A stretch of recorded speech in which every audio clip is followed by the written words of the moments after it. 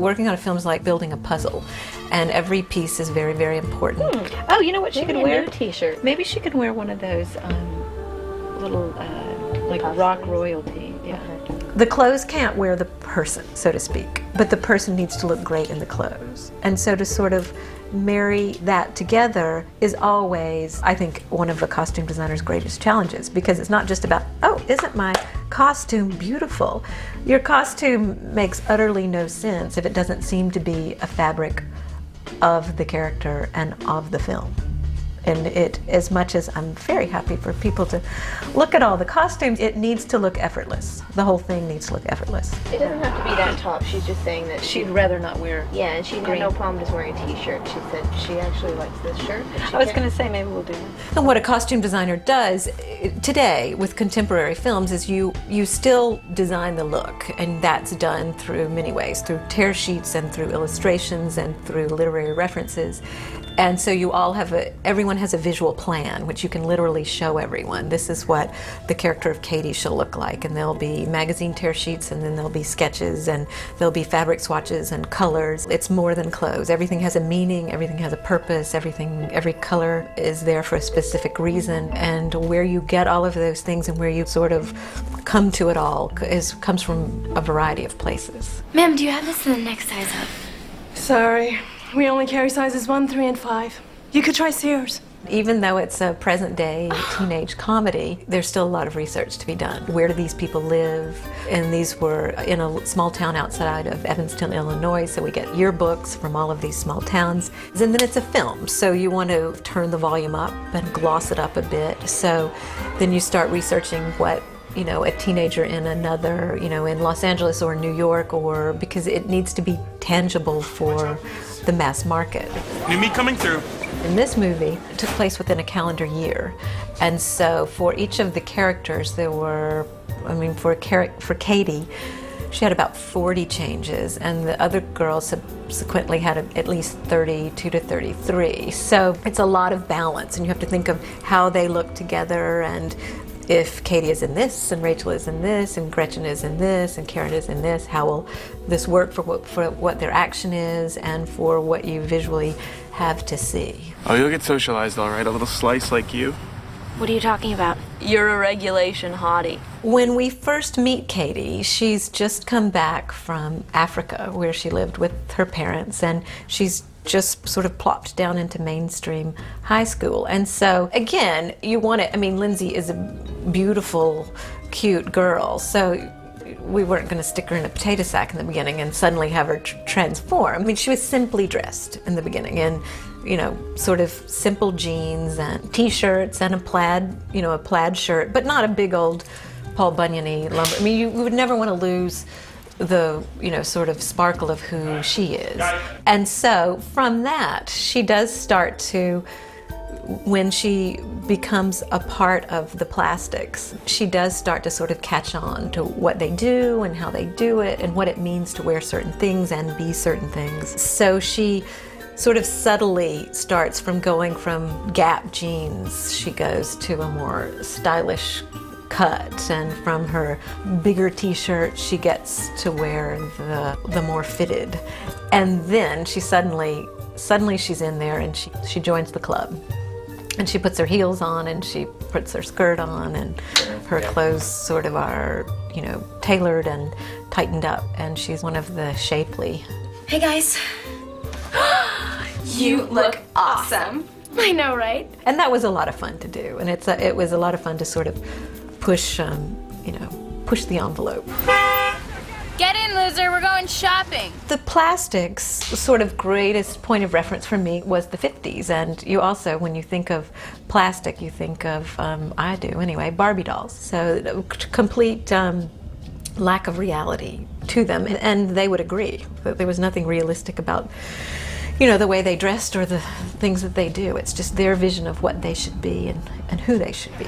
How do I even begin to explain Regina George? The character of Regina, she was sort of like the bride on the top of the cake.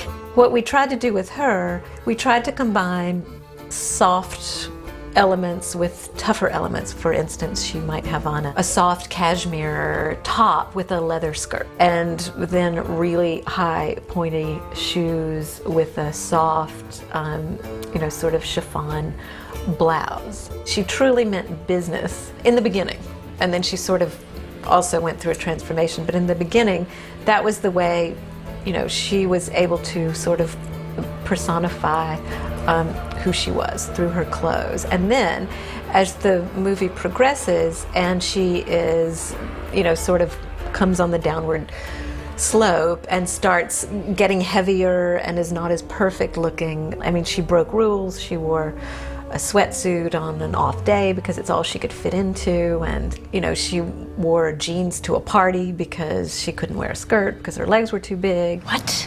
She wouldn't take her coat off because she felt like she was too overweight. And so she started sort of hiding in her clothes, and the things that she once had, she could no longer wear. Gina, you're wearing sweatpants. It's Monday. The character of Gretchen she was sort of completely kept under the heel of Regina. She too sort of comes into her own and starts to be her own person, and you get a little inclination of that. And early on at the Halloween party, she does show up in, a tight leather catsuit, and then by the end of the movie, though, she's moved off into another clique completely. She's decided that she no longer needs Regina, and she'll just sort of be with whoever she wants to be.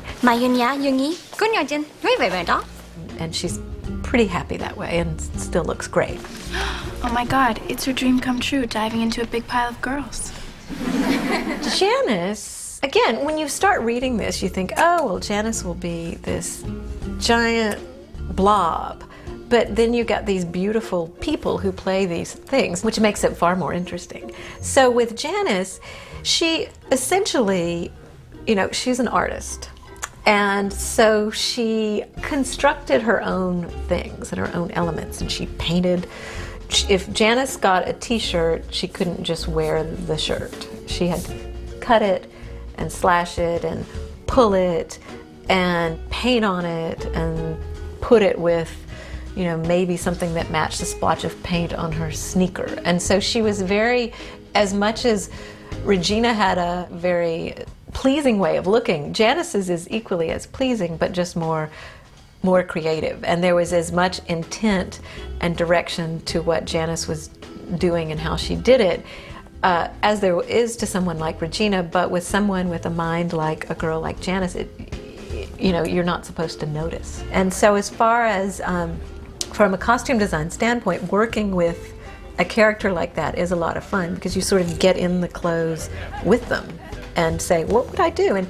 And Lizzie would come and say, wouldn't it be great if suddenly now, this shirt, I could tie it in a sash around my waist and it's no longer a shirt. So you kind of, you help them be who their character is when you can collaborate in that way. Please welcome to the stage Santa's Helpers doing Jingle Bell Rock.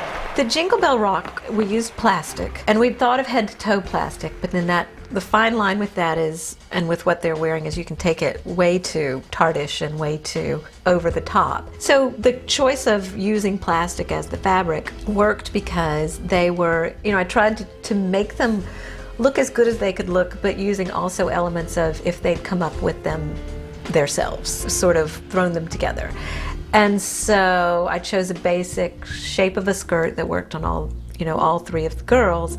And since it's plastic, I added a bow instead of a belt with a buckle to sort of soften it up and make it more girly. And their tank tops are really just tank tops that you would get at any department store, and then we just added marabou, and the same with their boots. They would have all gone to a shoe store and gone, oh wow, these would be great for our Jingle Bell Rock, boots. So making it look young and inappropriately appropriate was really sort of the desire with that.